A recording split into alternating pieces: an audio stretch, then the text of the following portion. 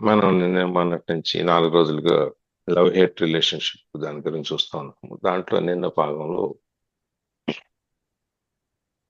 మన పార్ట్నర్ అంటే ఇద్దరు వ్యక్తులు ప్రేమలో ఉన్నప్పుడు ఇద్దరు భాగస్తులుగా అనుకుంటే ఒక పార్ట్నర్ ఒకళ్ళు కనుక నీ అవసరాలను మీట్ అయ్యేటట్టుగా బిహేవ్ చేయకపోతే లేకపోతే నీ ఈగోని సాటిస్ఫై చేసేట్టుగా బిహేవ్ చేయకపోతే అంటే నీకు కావాల్సిన విధంగా అవతల వ్యక్తి కనుక అనుసరించకపోతే ఏమవుతుంది ఒక పాయింట్లో కనుక వస్తే అప్పుడు ఈ పెయిన్ బాధ భయం తర్వాత మనం ఈ కాన్షియస్నెస్ లో ఇంటెన్సిక్ పార్ట్ ఇవన్నీ కూడా ఒక భాగంగా అయిపోయి ఆ లవ్ రిలేషన్షిప్ మళ్ళీ బయటకు వస్తుంది అనమాట. అంటే మనం ఎమోషనల్ బ్రేక్ డౌన్ లేకపోతే ఎమోషనల్ గా బ్లాక్ మెయిలింగ్ దీన్ని అంతా అయిపోయిన తర్వాత కనుక చూసుకున్నట్టయితే మళ్ళీ ఆ స్థితి దాటిపోయిన తర్వాత మళ్ళీ మనకి లవ్ రిలేషన్షిప్ అనేది మళ్ళీ బయటికి తీసుకొస్తాం. అది ఎట్లా అంటే మనం ఈ డ్రగ్స్ మత్తులో పడిపోయి ఆ మత్తులో నుంచి మళ్ళీ మనం బయటకు వచ్చి మందు వేసుకున్న ఆ డ్రగ్ వేసుకున్నంత సేపు లేకపోతే తాగినంత సేపు మనకి ఆ మత్తులో ఏం తెలియదు. ఆ బాధ అనే దాన్ని మర్చిపోవటానికి మనం ఇంకో ఏదో ఒకటి అలవాటు చేసుకుంటాం. ఆ అలవాటు చేసుకున్నప్పుడు ఆ కాసేపు ఆ బాధ అనేది తెలియకుండా ఉంటుంది. లేదా లోపల ఉన్న బాధని మనం వెళ్ళగక్కలేకపోతే మామూలు పరిస్థితిలో ఉన్నప్పుడు ఈ మ్, వ్యసనం కింద ఈ మత్తు కింద మనం ఆ ఎక్స్క్యూజ్లు మన నోటి లోపల ఉన్న బాధ అంతా బయటికి వెళ్ళగక్కేసేస్తాం. తెల్లారి పొద్దునకి మళ్ళీ ఏమైందో తెలియదు ఆ రాత్రి. తెల్లారి పొద్దునకి మళ్ళీ మామూలు, మళ్ళీ సాయంత్రం అయ్యేటప్పటికి పరిస్థితి అదే వస్తుంది. ఆ విధంగా మనం కనుక చూసుకుని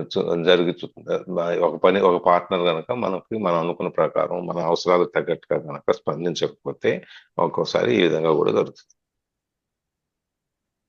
ఈ ఎడిక్షన్ అనేది అసలు ఎందుకు వస్తుంది అంటే మనకి తెలియకుండానే unconscious refusal to face and move through your own pain. మనకున్న బాధని మనం ఫేస్ చేయటానికి దాన్ని ధైర్యం చాలకపోతే లేదు ఆ బాధలో నుంచి కనుక మనం జరిగేటప్పుడు మనకి ఈ ఎడిక్షన్ అనేది వస్తుంది. ఈ వ్యసనం అనేది లేకపోతే ఒక దానికి లొంగిపోవటం అనేది వస్తుంది. ప్రతి వ్యసనం కూడా ఒక బాధతోనే స్టార్ట్ అవుతుంది, మళ్ళీ బాధతోనే మొదలవుతుంది. అసలు అదెందుకు అనుకున్నాం కదా మనం ఒక బాధ వచ్చినప్పుడు మనం దాన్ని మర్చిపోవటానికి ఏదో ఒక వ్యసనానికి బానిస అవుతాం. మళ్ళీ ఆ కాసేపు మనకేం తెలియకుండా ఉంటుంది. తర్వాత మళ్ళీ మామూలు మళ్ళీ ఆ బాధ ఇంకా పెరుగుతుంది తెల్లారి పొద్దునకి. అయ్యో రాత్రి అది ఎప్పుడు లేని అలవాటు తాగటం చేసాము లేకపోతే డ్రగ్స్ వాడాము ఇంత చేసామే మనకి ఇంకా దిగజారిపోతున్నామేమో అనేటువంటి బాధ ఇంకా ఎక్కువ కొంచెం ఉన్నదల్లా ఇంకా ఎక్కువ అవుతూ ఉంటుంది. అక్కడి నుంచి మళ్ళీ సాయంత్రం అయ్యేటప్పటికి మళ్ళీ అదే పని చేస్తాం, మళ్ళీ అదే పెరుగుతా ఉంటుంది. ఈ విధంగా మనము ఈ ఈ సైకిల్లో నుంచి ఆ విషస్ సర్కిల్ ఏదైతే ఉందో దాంట్లోనే తిరుగుతూ ఉంటాం ఈ బాధని పెయిన్ చేసుకునేటప్పుడు.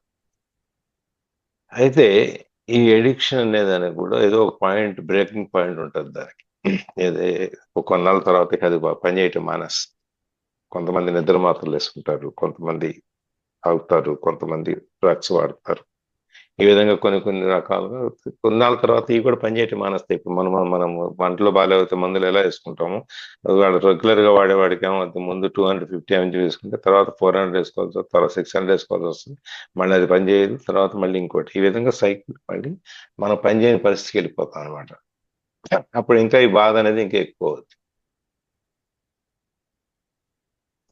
చాలా మంది మరి ఇది టాబ్లెట్స్ కిందకి కూడా వస్తుందా? ఇప్పుడు నార్మల్గా థైరాయిడ్ టాబ్లెట్స్ కానీ షుగర్ టాబ్లెట్స్ కానీ రెగ్యులర్గా వాడతారు, ఖచ్చితంగా వాడాల్సిందే అంటారు.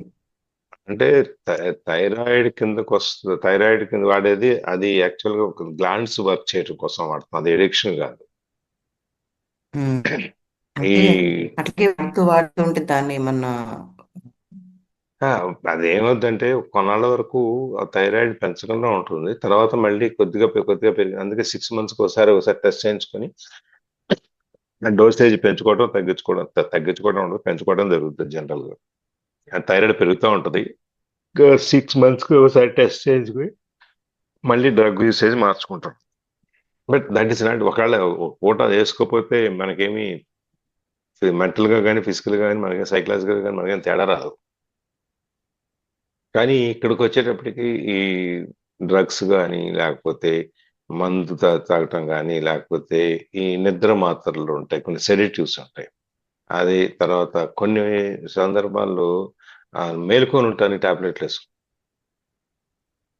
చిన్న చిన్న పిల్స్, ఆ పేరు ఏదో ఉంది చదువుకునే రోజుల్లో డిగ్రీలో ఉన్నప్పుడు రాత్రంతా మేలుకుంటే అది చిన్నది హాఫ్ టాబ్లెట్ వేసుకుంటే 2 రోజులు నిద్ర వచ్చేది కాదు. ఆ విధంగా ఇవన్నీ కొన్ని అది లేకపోతే సాయంత్రం అయ్యేటప్పటికి మనం ఏదో మిస్ అయిపోయినట్టు ఫీల్ అవుతున్నాం, చిచ్చి అని చెప్పేసి అని ఎవడు తాగి మన డబ్బులు ఉంటే మన తాగటం, మందు కొనుక్కోవడం జరుగుతుంది, లేకపోతే ఆల్కహాల్, లేకపోతే ఎవడు దొరుకుతాడు అని చెప్పి వాడిని చూస్తుంటాము. ఆ సిగరెట్ స్మోకింగ్, ఇవన్నీ కూడా వాటికి అడిక్షన్స్ కిందకి వస్తాయి అన్నమాట. సో వీళ్ళందరూ ఇవంతా కూడా ఏంటంటే మనం ఈ బాధలో నుంచి తప్పించుకోవడానికి భవిష్యత్తులో మనకి ఏదైనా ఒక పరిష్కారం దొరకపోతుందా, మన మోక్షం లాంటిది, ప్రశాంతత రాకపోతుందా అని చెప్పి ఆలోచిస్తూ మనం దాని గురించి వెళ్తుంటాం అన్నమాట. ఇది ఎందుకు జరుగుతుంది అంటే నిజాన్ని ఫేస్ చేసేటువంటి, ఎదుర్కొనేటువంటి ధైర్యం లేకపోవటం. ఆ నిజాన్ని ఎదుర్కొనే ధైర్యం ఉన్నట్టయితే ఇప్పుడు ఈ నవ్వు అనే క్షణంలో మనం దాన్ని పక్కకు తోసేసి మనం ఈ క్షణంలో మనం ఉండిపోతాం. లేదంటే గతాన్ని లేకపోతే భవిష్యత్తును తలుచుకుంటూ మనం దాంట్లోనే బాధతోనూ అభయంతోనూ బతుకుతూ ఉంటాం. అదే అందుకని ఆ నిజాన్ని ఫేస్ చేసేటువంటి, ఎదుర్కొనేటువంటి ధైర్యం కావాలి అంటే మనం ఈ క్షణాన్ని ఆస్వాదించడం, లేకపోతే ఈ క్షణంలోకి మనం వెళ్ళటం అనేది మనం నేర్చుకోవాలి. అది ఎప్పుడైతే మనం మనలో మనం చూసుకుని, మన ఆత్మను మనం చూసుకొని, మన ఇన్నర్ సెల్ఫ్ చూసుకుంటామో అప్పుడు మనం ఆ భగవంతుడి దగ్గరలో వెళ్తాం. కొంతమంది ఏం చేస్తారు, ఇవన్నీ కూడా కాకుండా అసలు నాకెందుకు ఈ సంబంధ బాంధవ్యాలన్నీ ఒకళ్ళతో కలవటం, ఇదంతా నాకు మళ్ళీ తర్వాత విడిపోయారని చెప్పి బాధపడటం, ఇవన్నీ నాకు ఎందుకు వచ్చింది, అసలు నాకు ఈ గోళ లేకపోతే ఎవరితో పెట్టుకోకపోతే నాకు ఏ బాధ తెలియదు కదా. కానీ నీకు ఉన్న బాధ అయితే, నువ్వు సంబంధ బాంధవ్యాల్లో ఎవరో వెళ్ళిపోయారు నన్ను వదిలేసి అనే బాధ నీకు లేకపోయినా, ఆ బాధ అనేది దాన్ని తప్పించుకునే ప్రయత్నం చేసినా, నీ లోపల ఉన్న బాధ అయితే ఒకటి ఉంటుంది కదా నీకు, దాన్ని బయటకు తీసుకురావాలి కదా అట్లీస్ట్. అందుకోసం అని చెప్పి రిలేషన్షిప్ అనేది మనం మేనేజ్ సోషల్ అని చెప్పి మనం అనుకున్నప్పుడు, ఈ సంఘంలో, సొసైటీలో ఉన్నప్పుడు ఏదో ఒక రకమైన బంధం అనేది ఏర్పడుతుంది బంధం మనకి. దాని గురించి చెప్తూ మనం ఒకసారి రిలేషన్షిప్ లో 3 సంవత్సరాల్లో 3 సార్లు, ఇక్కడ 3 ఫెయిల్డ్ రిలేషన్షిప్స్ ఒక ఎగ్జాంపుల్ చెప్పాడు కాబట్టి, 3 సంవత్సరాల్లో 3 రిలేషన్షిప్స్ లో ఫెయిల్ అయినప్పుడు మనం ఇక ఇది నా వల్ల కాదు, ఈ బాధను నేను తట్టుకోలేనని చెప్పేసి నువ్వు ఎక్కడో ఓ దీవిలోనో ఎడారిలోనో మనుషులు సంచారం లేని చోట ఎక్కడో కూర్చుని ఉంటే, నీకు లేదు ఒక రూమ్ లో పెట్టుకొని నువ్వు నన్ను ఎవరు డిస్టర్బ్ చేయబాకండి అని చెప్పి చీకట్లో కూర్చుని తాళం వేసుకుని, రూమ్ తాళం వేసుకుని కూర్చుంటే దీని బాధ ఏం తగ్గదు. నువ్వు చేయాల్సింది ఏంటంటే అప్పుడు నువ్వు నీ ఏకాంతంలో, ఒంటరితనం కాదు, ఏకాంతంలో ఉన్నప్పుడు, లేదా నీ ఒంటరితనంలో ఉన్నప్పుడైనా కూడా నువ్వు నీ లోపల చూసుకుని దాని నుంచి బయట ఆ నవ్వు అనే దాని నుంచి కనుక నీ ఆత్మలో నుంచి నీ ఆత్మ దర్శనం చేసుకుని నువ్వు బయటికి కనుక వచ్చేట్లయితే నీకు ఆ ఏకాంతం అనేది కానీ ఇది ఉపయోగపడుతుంది అని. అది నిన్న మనం అక్కడ దాకా చూసాము. ఇక్కడి నుంచి ఇవాళ from addictive to enlighten relationship. ఇప్పుడు మనం రిలేషన్షిప్స్ 2 రకాలుగా తీసుకొస్తాం. ఇప్పుడు దాకా మనం మాట్లాడింది అడిక్టివ్ రిలేషన్షిప్, అంటే మనం ఒకళ్ళ రిలేషన్షిప్ మనకు వ్యసనం లాగా మారిపోవటం అనేది. ఆ వ్యసనంలో నుంచి మారిపోయిన రిలేషన్షిప్ ని ఎన్లైటెన్ రిలేషన్షిప్ దానికి తీసుకెళ్ళటం ఎట్లా అనేది ఇప్పుడు ఇవాళ. ఎన్లైటెన్ రిలేషన్షిప్ అంటే మరి పూర్తి జ్ఞానంతో ఉన్న సంబంధాన్ని పెంచుకోవడం. ఇప్పుడు దాకా ఒకళ్ళ మీద ఒకళ్ళు ఆధారపడి, వాళ్ళు లేకపోతే నేను బతకలేనేమో, వాళ్ళు లేకపోతే నేను ఎట్లా అని చెప్పి అనుకున్న బంధంలో నుంచి మనం ఈ రిలేషన్షిప్ అనేది దాన్ని పూర్తిగా తెలుసుకోవటం. దీంట్లో నుంచి అంటే ఒక వివరణాత్మకమైనదో, లేకపోతే ఒక డీటెయిల్ ఎన్లైటెండ్ అంటే మనం రిలేషన్షిప్ అర్థవంతమైన అంటే అర్థవంతమైన జ్ఞానోదయం. బంధంగా మనం ఎట్లా మార్చుకుంటాము అనేది ఇప్పుడు మనం చూస్తాం. Yeah, thank you sir. Can we change an addictive relationship into a true one? ఇప్పుడు మనం ఇప్పుడు దాకా ఉన్న రిలేషన్షిప్ నిజమైందా కాదా, త్యాగాన్ని కోరుతుందా, లేకపోతే వైలెన్స్ కోరుతుందా, లేకపోతే మిస్ అయితే మనం దాంట్లో ఎలా తయారు, రెండో పార్ట్నర్ ఏ విధంగా అవుతాడు అనే దాన్ని మనం చూసాం.